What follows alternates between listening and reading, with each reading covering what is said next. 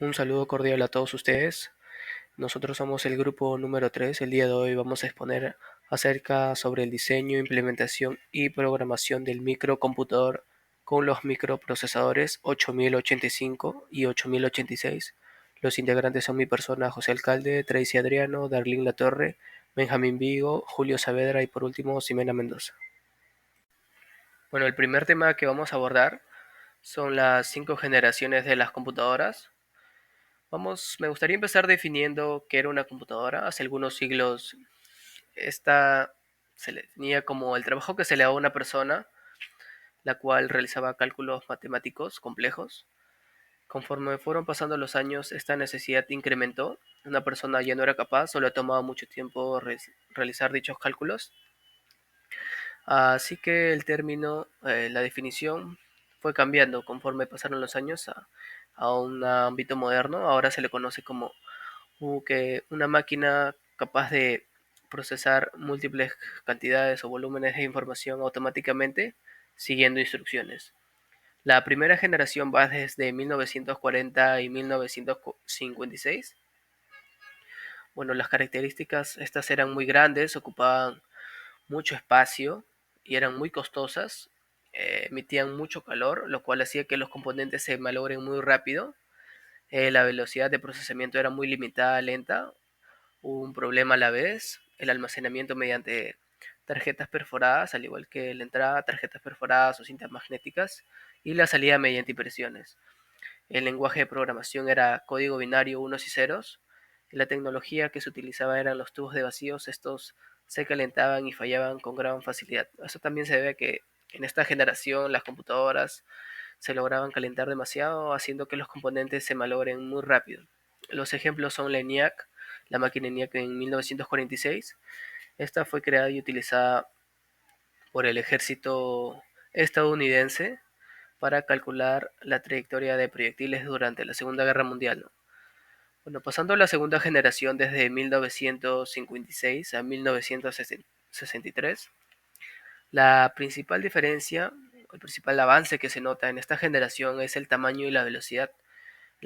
Conforme van pasando las generaciones, vamos a ir viendo cómo las computadoras se van haciendo un poco más pequeñas y la velocidad de procesamiento va incrementando, ¿no? Esto se debe también a los lenguajes como COBOL y Fortran, que eran muy buenos en los cálculos matemáticos, haciendo que el tiempo de espera sea mucho menor. La tecnología que se utilizó eran los transistores, que eran mejores, eficientes y duraderos que los tubos de vacío, ¿no? Que se calentaban. Asimismo, el almacenamiento era mediante discos duros, cintas magnéticas. Bueno, algunos ejemplos sobre esta generación eran la máquina Tradic, utilizada por las Fuerzas Aéreas estadounidenses, y la IBM 7090, que utilizada en áreas científicas y militares. Bueno, a continuación voy a hablarles sobre la tercera generación de computadoras, ¿no? Que abarcó desde 1964 hasta 1971. Bueno, en esta etapa se destacó lo que es la incorporación de circuitos integrados, que son chips con varios transistores interconectados, ¿no? Gracias a esta tecnología, las computadoras se volvieron mucho más pequeñas, más rápidas y eficientes, ¿no? Además, se redujo lo que es el consumo de energía, ¿no? Y se mejoró considerablemente la capacidad de almacenamiento, ¿no? Gracias a la mejora en los discos duros con mayor capacidad, lo que permitió así guardar mayor cantidad de información. Durante esta generación también surgieron lenguajes de programación más avanzados, ¿no? También el lenguaje principal que es Pascal, que es para enseñanza y desarrollo estructurado, y bueno, Fortran y COBOL, que ya existían en esa época, pero ahora en esta época fue más la mejora y de forma más eficiente, ¿no? Eh, bueno, un ejemplo destacado de esta época también fue la IBM 360, ¿no? Fue una computadora muy influyente que marcó un antes y un después en esta generación. Bueno, la tercera generación fue clave, ya que fue una etapa fundamental para el avance de tecnología y el camino hacia las computadoras modernas. En cuanto a la cuarta generación, esta se dio desde 1971 a 1980.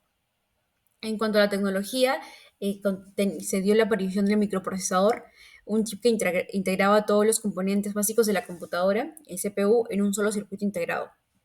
En cuanto al tamaño y velocidad, Las computadoras eran mucho más pequeñas, más rápidas, eficientes y accesibles en cuanto al público en general. En cuanto al almacenamiento, tenía un uso extendido de discos magnéticos y memorias RAM con una mayor capacidad y velocidad. En cuanto al lenguaje de programación, aparecen lenguajes de alto nivel más amigables como C, BASIC y versiones mejoradas del Pascal y el COPY. En cuanto a la importancia, bueno, esto fue demasiado relevante ya que nacen las computadoras personales y se inicia la popularización de la informática doméstica y empresarial. Entre los ejemplos tenemos el Intel 4004, salió al mercado en 1971, que era el primer microprocesador comercial, el Apple II, el IBM PC y la IBM PC, que eran las primeras PC ampliamente adoptadas en el mercado. Para culminar, tenemos la quinta generación desde el año 1980 hasta la actualidad.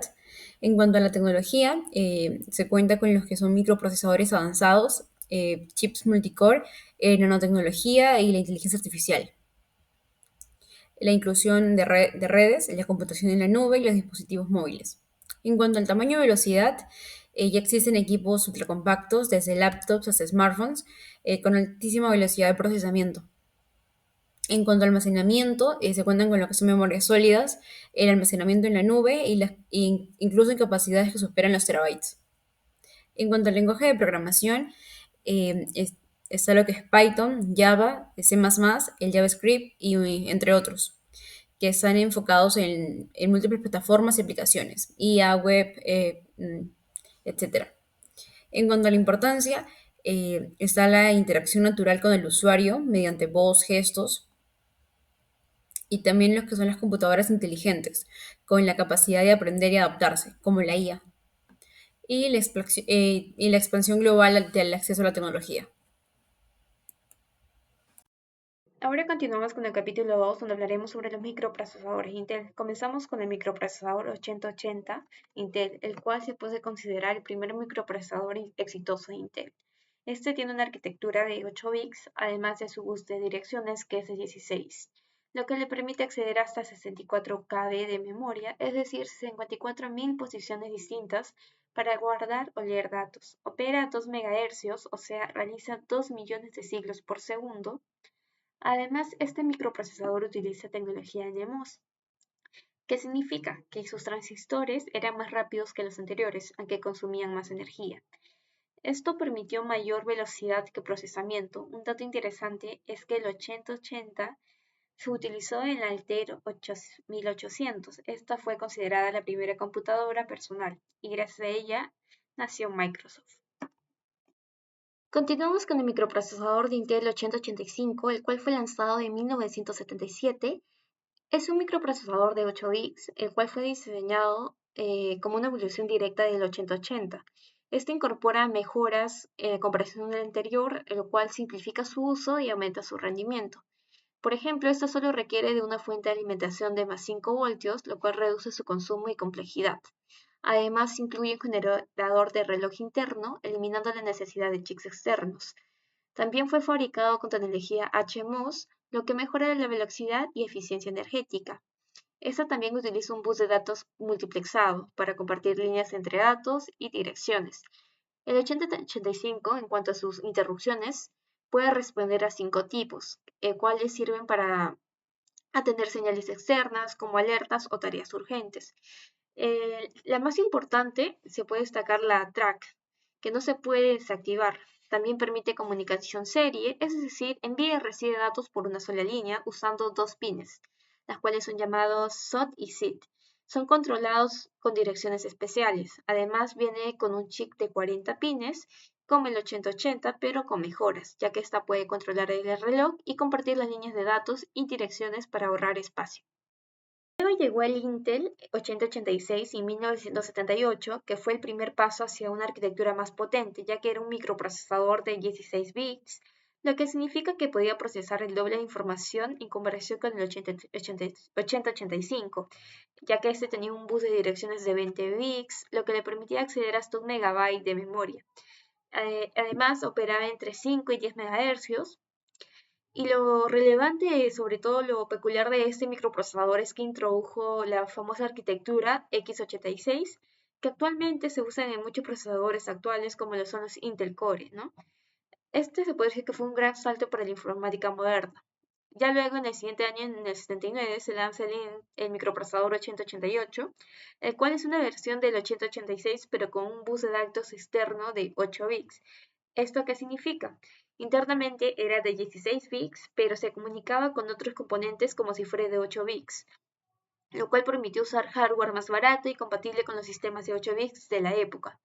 Por eso, este microprocesador también fue elegido para la primera IBM PC, que fue en 1981, una decisión la cual también marcó un hito en la computación. En 1982 aparecen el microprocesador 80186 y el Intel 80188. Ambos eran evoluciones del 8086, pero la gran diferencia es que incluían varios componentes internos, como temporizadores, controlador de interrupciones y generador de reloj. Esto quiere decir que eran más compactos, no en tamaño físico, sino en el sentido de reducir la cantidad de componentes externos necesarios para que el sistema funcionara y además simplificaban el diseño de sistemas embebidos. El 80-186 tenía un bus externo de 8 bits, en este caso ideal para aplicaciones industriales de bajo costo, aunque no se usaron en PCs, ambos microprocesadores fueron muy comunes en dispositivos como cajeros automáticos o sistemas de control. Luego tenemos al microprocesador 80-286, lo cual también tuvo una evolución importante gracias a los avances en integración de componentes. Esto permitió que el procesador incluyera nuevas capacidades como la multitarea. Esto quiere decir ejecutar varios programas al mismo tiempo sin que interfieran entre sí. Este microprocesador usaba arquitectura de 16 bits y podía manejar hasta 16 megabytes de memoria, mucho más que el 8086. Funcionaba entre 6 y 25 MHz y a 8 MHz ya lograba 4 millones de instrucciones por segundo. Lo curioso de este microprocesador es que tenía dos modos, el real para compatibilidad con programas antiguos y el protegido que daba acceso a más memoria y protección entre procesos. También se amplió el conjunto de instrucciones para gestionar esta memoria adicional, ¿no? Y en rendimiento podía ser hasta 8 veces más rápido, en este caso que el 8086. Eh, en cuanto a esto, también estaba hecho de tecnología NMOS y contenía unos 134.000 transistores. En cuanto a su uso, esto fue muy aplicado en PCs avanzadas, estaciones de trabajo y servidores como MS2. Ahora hablaremos sobre los microprocesadores 80-386 y 80-486.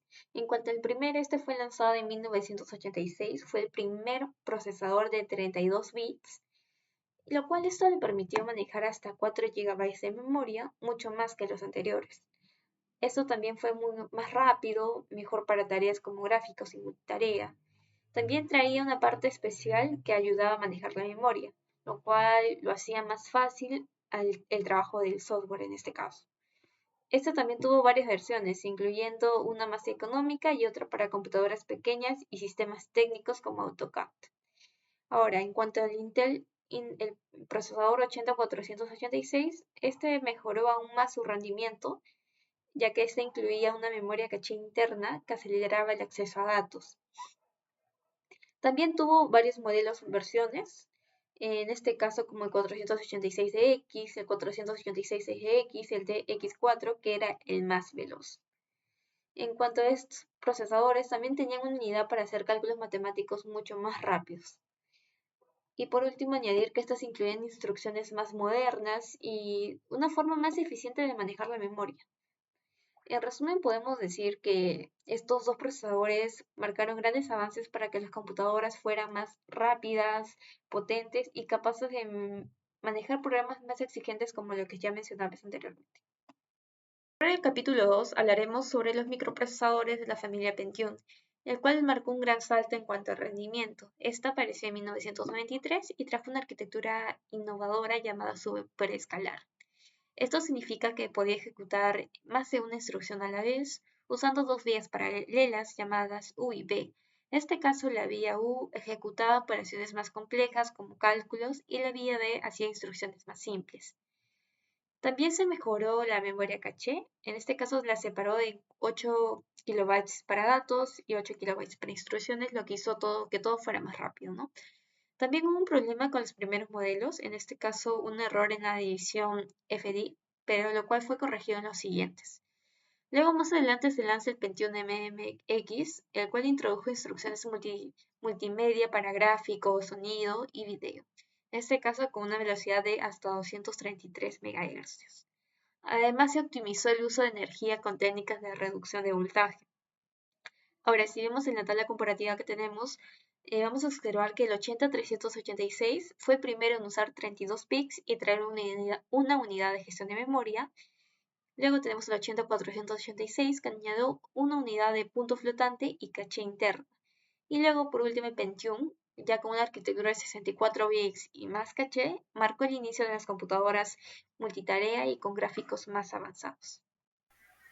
Bueno, en el capítulo número 3, en el primer punto tenemos a los periféricos de entrada, ¿no? Son dispositivos muy comunes que casi todos hemos visto, como los teclados, mouse, cámara web. Su principal función es que permiten al usuario introducir datos en la computadora. Por ejemplo, cuando abrimos un documento Word, tipeamos, ¿no?, algunas palabras y la computadora lee este dispositivo y después la proyecta en la pantalla, ¿no?, en números, letras, al igual que la cámara web que captura imágenes o videos y después lo envía al computador. Bueno, los periféricos de salida son también comunes, ¿no? Como por ejemplo el monitor, las impresoras, algunos altavoces. Eh, Su principal función es comunicar al usuario. eh, la principal diferencia, ¿no? Por ejemplo, el dispositivo de entrada o periférico de entrada, el usuario tiene que introducir la información. En cambio, en el dispositivo de salida, la computadora comunica la información al usuario.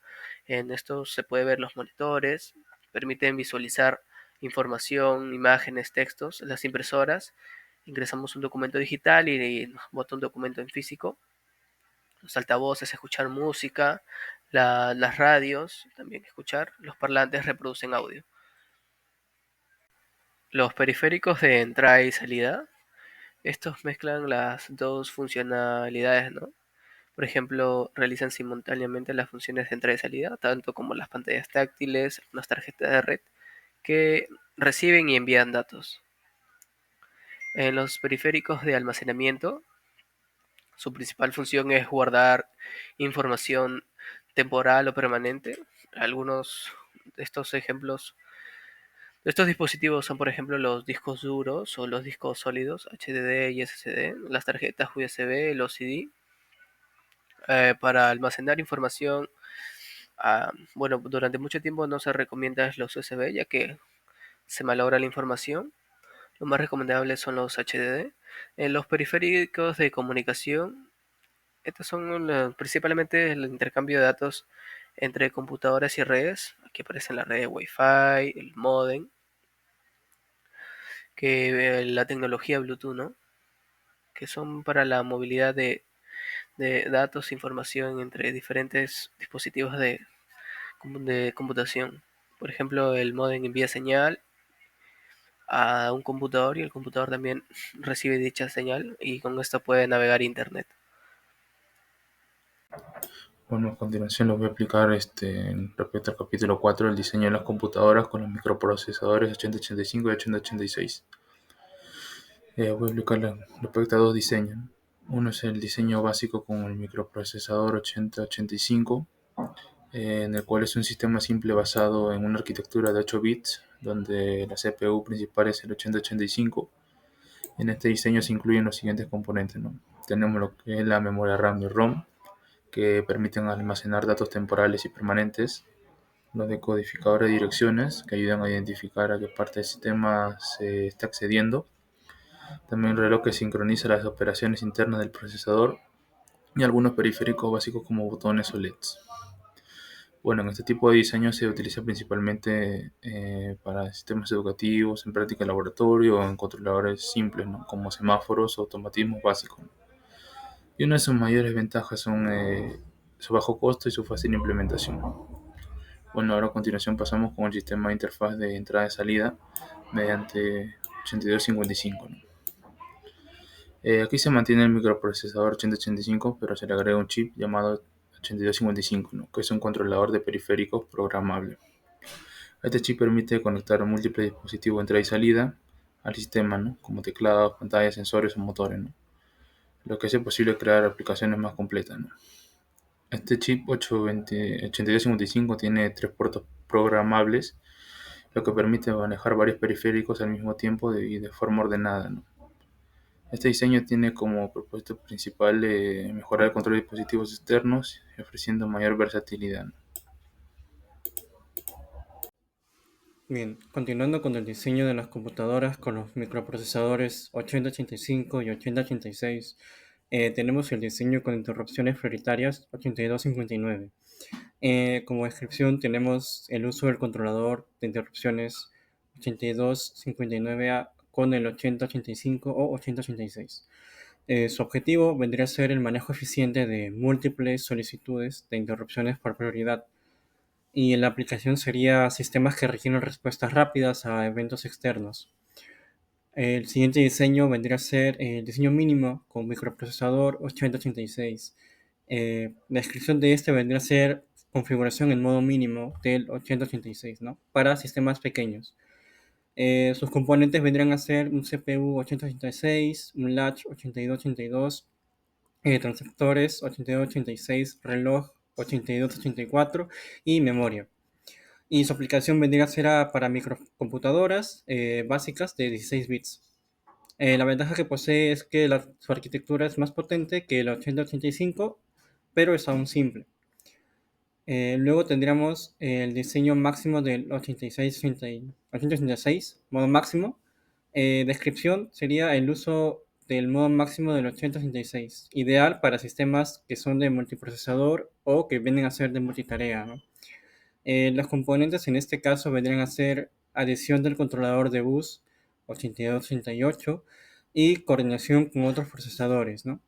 La ventaja principal es que tiene una alta escalabilidad. Por último, tendremos el diseño con memoria segmentada y mapeo de periféricos.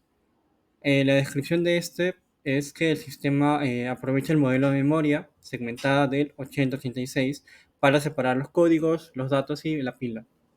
La implementación sería, mapeo eficiente de periféricos en direcciones específicas, ¿no? Y como aplicación tendríamos los sistemas operativos simples, manejos de multitarea, y su principal ventaja vendría a ser que hace la organización lógica de la memoria y una mejor gestión de recursos. Continuando con el capítulo 5, ahora vamos a hablar sobre la evolución de los microprocesadores desde el 8085 hasta la familia Pentium y cómo estos avances afectaron los sistemas operativos, los lenguajes de programación, aplicaciones y bases de datos utilizados en cada época. Primero tenemos el microprocesador 8085, que es en 1966, que fue un microprocesador de 8 bits creado por Intel, que fue muy usado en sistemas embédidos o sistemas integrados. En cuanto al sistema operativo, en esa época no existía ni Windows ni Linux, y en algunos casos se usaba el CPM/M, que era el Control Program for Microcomputers, un sistema operativo muy básico que permitía ejecutar algunos programas. Y en cuanto al lenguaje de programación, principalmente se usaba el lenguaje ensamblador, que era muy cercano al lenguaje máquina. En algunos casos se programaba en Fortran o C, pero requerían compiladores especiales para convertir ese código al entendible, por el 8085. En cuanto a las aplicaciones, estaban los que eran los sistemas embédidos, controladores industriales, calculadoras electrónicas, y en cuanto a la base de datos, prácticamente no existían como hoy en día. Se usaban archivos planos, datos que eran datos guardados directamente en una memoria RAM o ROM. Es decir, que es un archivo de texto simple sin una estructura compleja.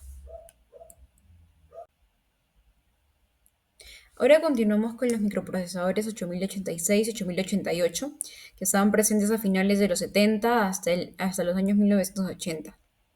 Entre sus características destacan que el 8086 tenía un procesador de 16 bits, el 8088 tenía una versión con bus externo de 8 bits, que era ligeramente más barato y fue usado en la IBM PC de 1981.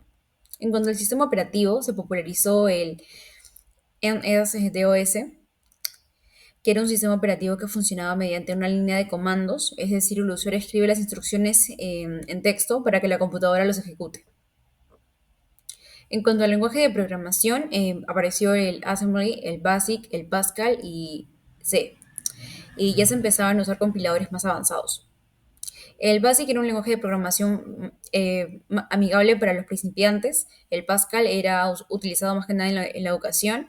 Y el C era un lenguaje más potente y flexible. Era también el más usado hasta la actualidad. En las aplicaciones están los que son los procesadores de texto, el WordStar, el WordPerfect y las hojas de cálculo, el Lotus 1, 2 y 3, juegos básicos y programas contables. En cuanto a la base de datos, aparecen las primeras bases de datos en PC, el DBase, el Foxbase y el Paradox. Seguido tenemos a los microprocesadores 80.286, 80.386 y 80.486, presentes en las décadas de los 80 y los 90. Entre sus principales características destacan que tenían una mayor potencia de hasta 32 bits y un soporte para multitarea y memoria virtual. Y en cuanto a los sistemas operativos, el MS-DOS, que siguen el 286, el Windows 3.1, el Windows 95 y el NT, que aparecen ya en los 386 y 486. También el Unix y el OS2 para usuarios avanzados. En cuanto a los lenguajes de programación, empezó con lo que era el uso masivo del C y el C++, también el Visual Basic y el Pascal. Y también nacen los entornos de desarrollos integrales, con el Turbo Pascal y el Borland y C++. En cuanto a las aplicaciones, tenemos el Microsoft Office, el diseño gráfico con el CorelDRAW y el AutoCAD, y los programas de gestión empresarial. En cuanto a las bases de datos, está la de base FoxPros, Access y aparecen las versiones personales del Oracle y el Informix. Por último, tenemos a la familia Pentium, que sabe desde 1993. Entre sus características destacan que los procesadores de 60 Hz ya llegaban hasta 1 GHz. Contaban con lo que era la multitarea real, el soporte multimedia y gráficos avanzados. En cuanto al sistema operativo, tenían lo que era el Windows 95, 98, entre otros. También tenían el Linux y el Unix y unas versiones del sistema operativo de Mac. En cuanto al lenguaje de programación, el C, el C++, el Java, el Visual Basic y desde finales de los 90 el Python. En cuanto a desarrollo web, el HTML, el JavaScript, entre otros. Y en cuanto a las aplicaciones, ya contaban con lo que era la edición de video y audio, el Internet, navegadores web, el software empresarial, el ERP, el CMR, y los juegos en 3D. En cuanto a la base de datos, el Microsoft Access, el SQL Server, el Oracle, entre otros. Lo que tenían en común eran que esas bases de datos permitían manejar grandes volúmenes de información. En este capítulo nos enfocaremos en entender cómo los emuladores y simuladores han sido fundamentales para estudiar, preservar y continuar utilizando tecnología basada en microprocesadores desde el Intel 8080 hasta los procesadores Pentium.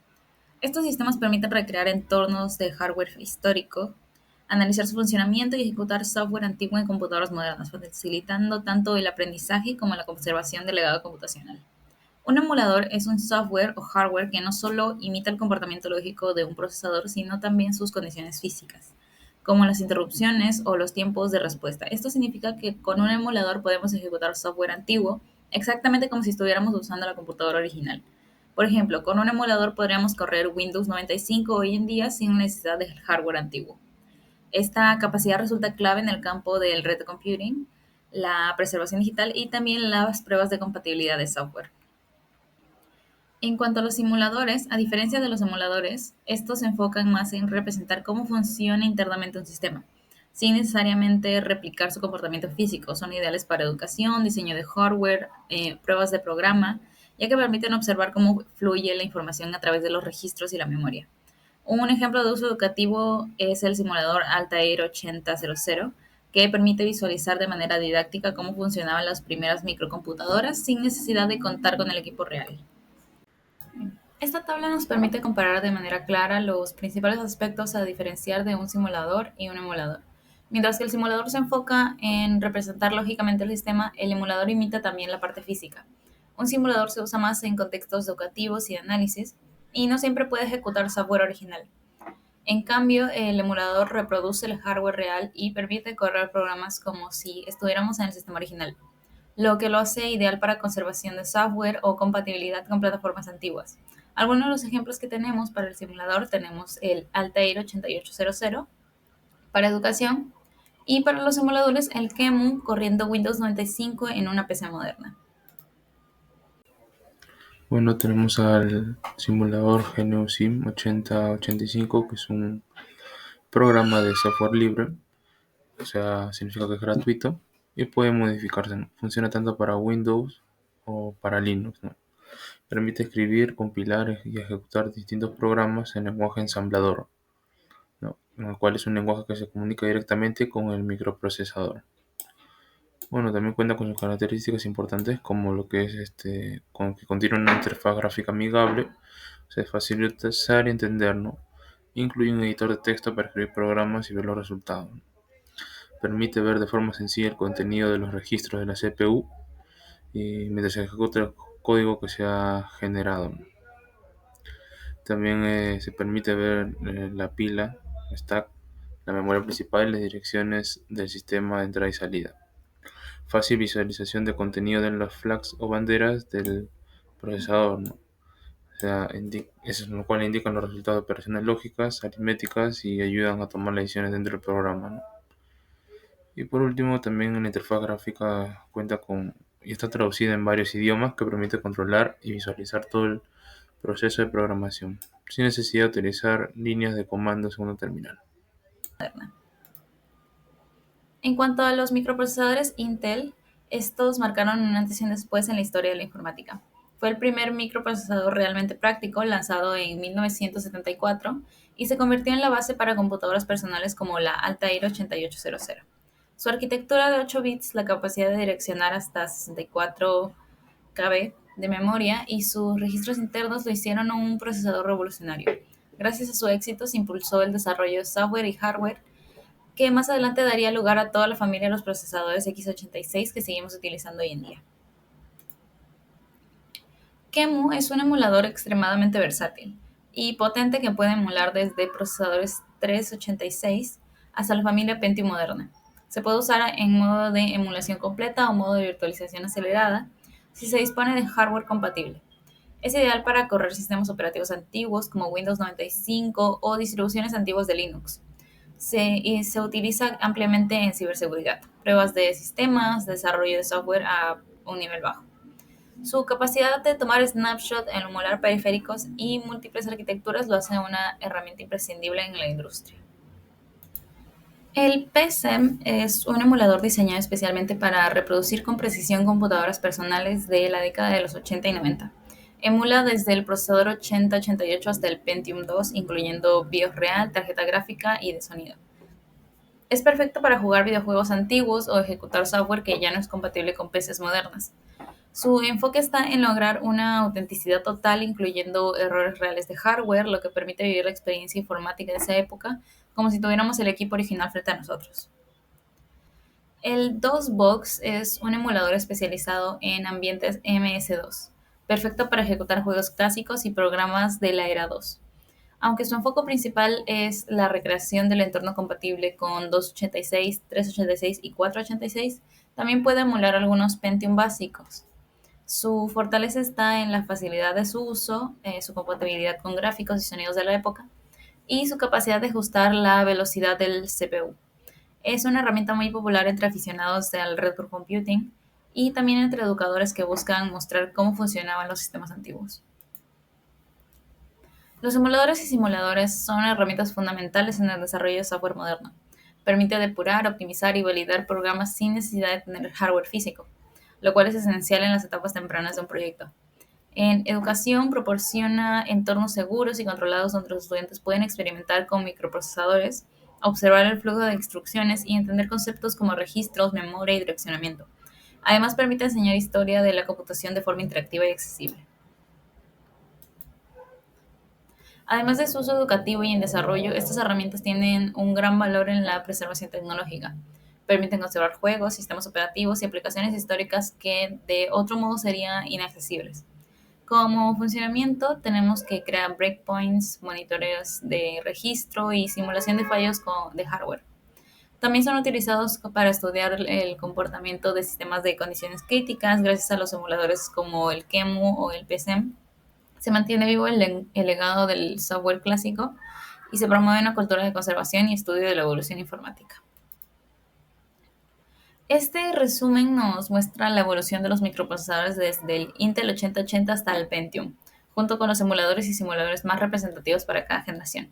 Herramientas como el SIM-H, el GNUS SIM 8085, el DOSBox, el PSEM y el QEMU permiten estudiar, programar o ejecutar sistemas diseñados para estas arquitecturas. Cada una cumple un rol importante en educación, desarrollo, análisis y retrocomputing y nos ayudan a entender cómo ha avanzado la computación desde sus inicios hasta nuestros días.